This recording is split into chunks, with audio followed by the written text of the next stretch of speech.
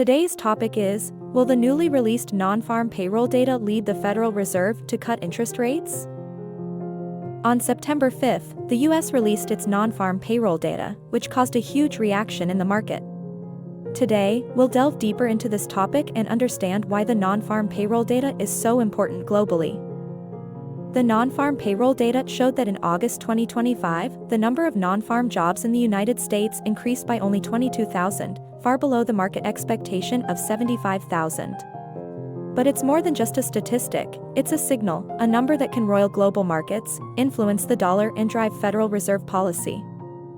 Speaking of the Federal Reserve, that will be the next thing we have to talk about because the Federal Reserve plays a very important decision-making role in the economic field. First, let's understand what a non-farm employment report is. This chart shows the number of new non-farm payrolls in the United States over the past year.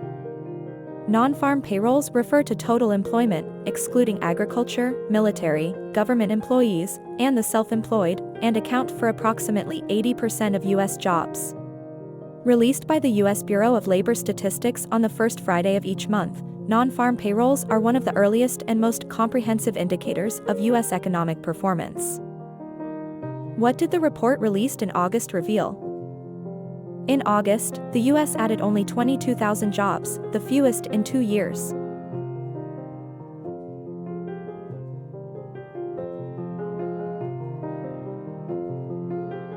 The unemployment rate rose to 4.3% from 4%, and the labor force participation rate also declined.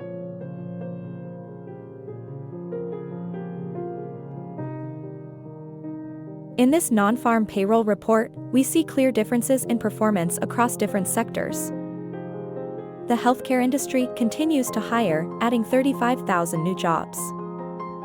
The manufacturing industry laid off 18,000 employees, and retail was also shrinking. In other words, doctors are recruiting. The factory is laying off workers. The shops are closing. This reveals the imbalance in the internal structure of the economy. Is it a broad cooling or a structural problem?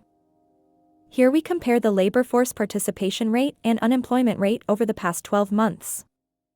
You can see the participation rate once reached 63.5%, but has gradually declined in recent months. At the same time, the unemployment rate rose slowly, from 3.8% to 4.3%. What does this mean? More people are leaving the labor market, and it's becoming more difficult for those who remain to find a job. Next, let's introduce the Federal Reserve.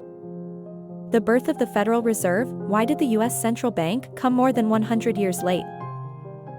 The United States gained independence in 1776, but it didn't establish its central bank, the Federal Reserve, until 1913. Why? Because the United States is a federal country with significant state power, everyone was worried that if a central bank were established, the federal government would take over the money supply. But reality soon taught them a lesson. After the War of Independence, the government had no money, could not collect taxes, and had to rely on foreign loans to maintain its expenses, leaving its financial situation in a mess. Although Secretary of the Treasury Hamilton promoted 2 national banks successively, they only lasted for 20 years due to strong local opposition. The real turning point occurred in 1907. A financial crisis swept Wall Street and major banks collapsed one after another. Private banker J.P. Morgan was responsible for orchestrating the rescue by rallying other financiers to inject liquidity into the failing institutions. The nation then realized it couldn't always rely on the rich to save it, it needed a professional central bank.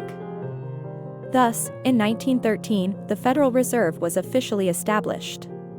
Unlike a traditional government bank, it was a hybrid structure, 12 regional reserve banks plus a central authority in Washington, D.C. This structure ensured national representation while preventing Wall Street from dominating.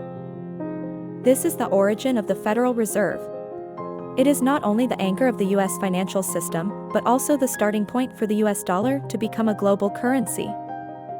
The Federal Reserve System, FRS, also known as the Federal Reserve System, is the central banking system of the United States. It was established by the Federal Reserve Act of 1913, passed by Congress to prevent banking crises similar to those of 1907. The system comprises the Federal Reserve Board, FRB, in Washington, D.C., the Federal Reserve Banks that oversee the nation's major cities, the Federal Open Market Committee, FOMC, 3,000 member banks, and 3 advisory committees. Primary responsibilities include issuing legal tender, regulating and supervising the banking sector, conducting open market operations, buying and selling U.S. Treasury bonds, to adjust monetary policy, maintaining a stable and resilient payment and settlement system, and promoting full employment and price stability. Secondary responsibilities include promoting economic and financial education, supporting social development, conducting economic research, and publishing statistical data. In short, although the Federal Reserve is accountable to Congress, it operates independently and is not part of the President's cabinet. Its 3 core missions are: price stability, control of inflation, full employment, moderate long-term interest rates.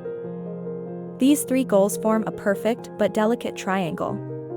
If one corner is moved, the other 2 may be deformed. This also explains why the Federal Reserve is always hesitant, watching, and entangled, because it is really too difficult to balance. In layman's terms, the Federal Reserve acts like an economic thermostat. When markets overheat, it turns on the cooling. When the economy cools, it turns on the heating. But how does it sense temperature? Through data, specifically non-farm payrolls. In fact, the Federal Reserve considers far more than just referring to non-farm payroll data. They also analyze industry changes, wage trends, and employment parameters. So, how does the Fed make sense of this data? Fed officials often emphasize that their policy is data-dependent. Non-farm payroll data alone does not determine policy. They also monitor Consumer Price Index, CPI, and Personal Consumption Expenditure, PCE. These 2 are commonly used indicators for measuring inflation. JOLTS, job openings. Initial unemployment insurance application. Average hourly earnings. Think of the non-farm payrolls, NFP data as a thermometer, the Consumer Price Index, CPI, as a blood pressure monitor, and wages as an electrocardiogram. The Federal Reserve is like a meticulous doctor. It won't prescribe medicine without seeing a complete diagnosis. How will the market react to the newly released non-farm payroll data, and what will be the speculation about interest rate cuts? This is the market expectation probability chart of an interest rate cut before December 2025. After the release of non-farm data, the market expects the Federal Reserve to cut interest rates ahead of schedule. Following the weak non-farm payroll data, market expectations for a Fed rate cut by December surged from 25% to 66%. However, Fed governors remained cautious. More data is needed, they repeatedly emphasized. Interest rate policy will be determined by subsequent inflation, CPI, PCE, and employment trends, not by headlines. The next question is the issue of data revision and reliability. The Bureau of Labor Statistics employment data is frequently revised downwards, and preliminary job growth figures have been revised sharply downward over the past 3 months. May revised from 190,000 to 170,000. June revised from 175,000 to 152,000. In July, the number fell from 150,000 to only 120,000. Therefore, the Federal Reserve and the market are skeptical about the preliminary data and are waiting for confirmation from revised values and trend data. Why the world is paying attention to a U.S. data report. The United States is the world's largest economy, U.S. debt is the world's largest safe asset, and the U.S. dollar is the global settlement currency.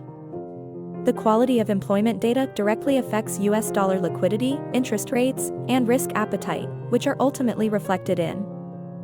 Therefore, weak non-farm payroll data could lead to a weaker U.S. dollar, pressure on emerging markets, volatility in commodity prices, and a rebalancing of global capital flows. This report is less like a local jobs report and more like a global hub. In conclusion, the August 2025 non-farm payroll report conveys 3 key signals. The labor market is cooling. The market expects the Fed to ease policy. The Fed remains cautious. What's worth watching next is September's inflation, CPI, and PCE data will likely determine whether the Fed will cut interest rates before the end of the year. What do you think the Fed will do next? A rate cut? Feel free to leave a comment in the comments. Thanks for watching. If you enjoyed this episode, please like and subscribe.